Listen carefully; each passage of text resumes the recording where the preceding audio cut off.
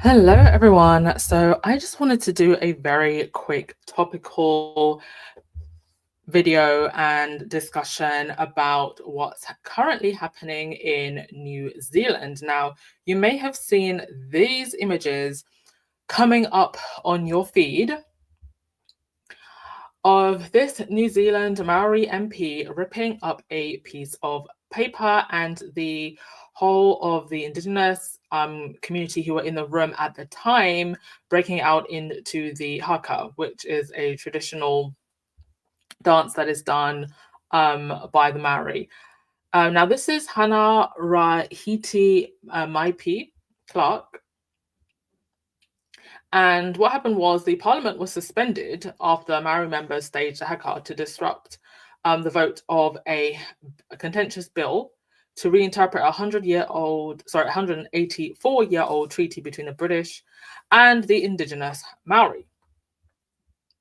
So the controversial legislation is seen by many Maori and their supporters as undermining the rights of the country's Indigenous people, who make up 20% of the population. That's 5.3 million people. Just wow. So I'm going to read a full article that goes into detail about this. This is from Sky News.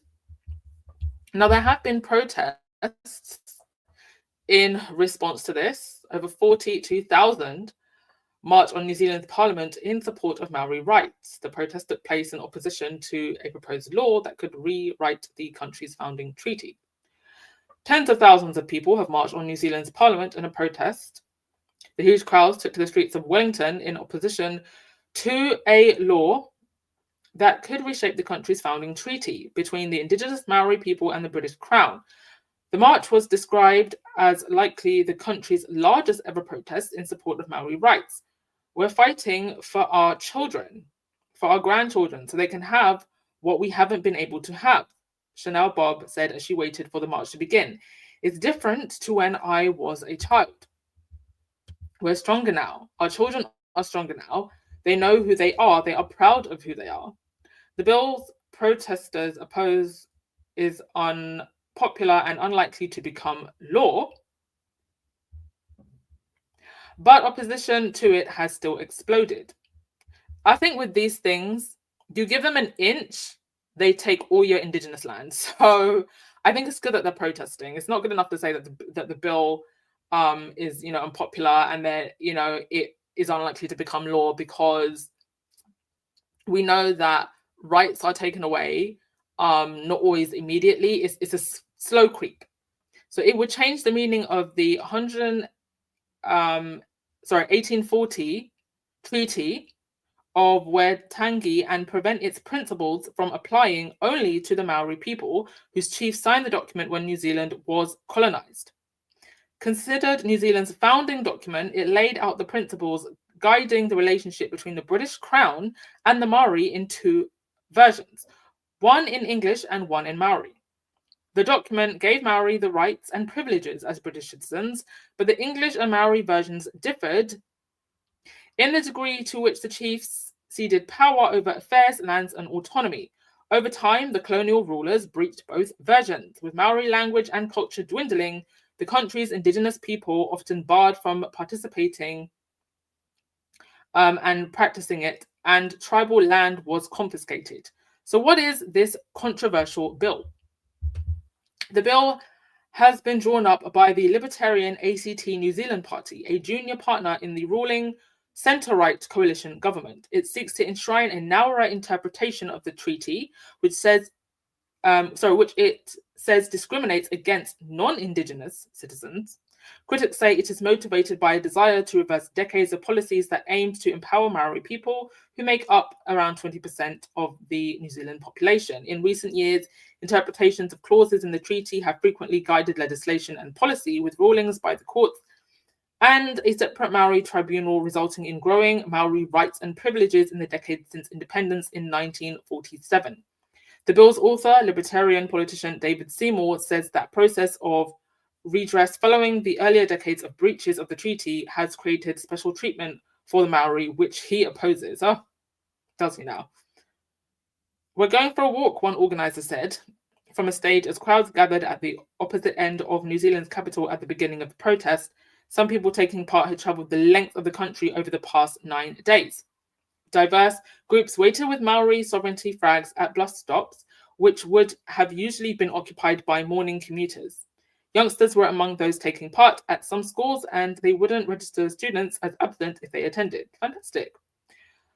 The city's mayor joined in the protest as well as other politicians. The Maori haka was performed by protesters as thousands more held signs in support as they lined the streets. Some carried placards that bore jokes or insults aimed at politicians behind the bill, while others expressed pride in Maori identity, support for the protests, or denounced the colonization of the country. Police said about 42,000 people walked to the Parliament grounds, with some spilling into the surrounding streets. The legislation made it through its first vote last Thursday after Mr. Seymour made a political deal. ACT's coalition partners, the National Party and New Zealand First, agreed to support the bill through the first of its 3 readings, but both have said they will not support it to become law. Mr. Seymour briefly walked out of the Parliament's forecourt to observe the protest and was booed by some. Good. I'm glad he was.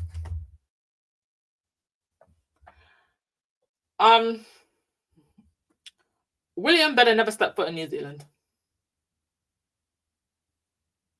I'm hearing talks about them doing more tours next year. Don't step foot in New Zealand. Like, if you are so tone deaf that you don't look at this and realize that you're not going to be welcome, I don't know what to say to anyone in the palace or any of the courtiers, the snakes, the scorpions, the rats, the fleas in grey suits, because people have had enough. You know, they'll go to these countries and smile and wave, uninvited, by the way, smile and wave while having no respect for the Indigenous people. And, you know, Charles is still sovereign head, because New Zealand is Commonwealth country. And I think that we're probably getting closer to them leaving or bowing out. And these, you know, treaties and laws still have effects to this day. And they're slowly, the politicians that are there now are slowly, with this mission creep, trying to take rights back that have taken decades to be won by the Indigenous people. And then you've got idiots like Jacob Rees-Mogg, who's a British politician, Andrew Tate, a self-hating pimp and trafficker,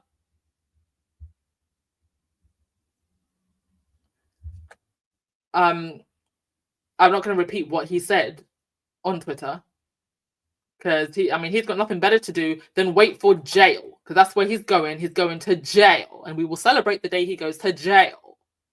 He came out and was insulting the Maori. Jacob Rees-Mogg, instead of doing something, whatever he's meant to be doing here in the UK. Actually, I don't know. Is he still a politician? Like, is he still an elected MP? I can't even remember. A fool trying to make money, getting clicks, calling it a silly dance, hating on what you don't understand. If you actually watch the video of the MP, it's powerful. The haka is very, very powerful if you've ever seen it. And they hate what they don't understand, what they can't control, what they deem is beneath them. But shout out to this young woman. I think she's only 21. Stood up for herself, stood up for her people. I mean, it was really powerful. I'm not going to play the video because I'm not sure that I'll get a copyright strike. But just wow. Wendy, unreal how they continue to take away their rights. is this backlash from Lydia Thorpe protest to King Charles? Yeah.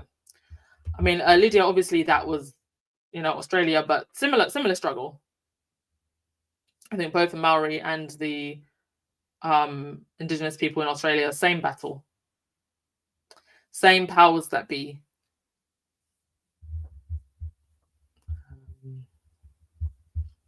Yes, Wendy, Indigenous people struggling for their freedom, their culture, and rights to exist on their land. You came to their land. And I think the world is just changing, and they're going, you know what, enough of this. And I think that all these Indigenous people are asking for is to be recognized and respected. That costs nothing. But the powers that be, they don't want that. Anyway, I just wanted to do this quick video, and I saw it going viral. And I doubt we will hear anything from the current king. And you know what? We don't need to hear anything from him, but I hope he heard this loud and clear, and the future king and the heirs also. I think that if they dare step foot in New Zealand, there's going to be some pretty big protests. Anywho, that was all I wanted to say. Enjoy the rest of your day, folks, and ciao.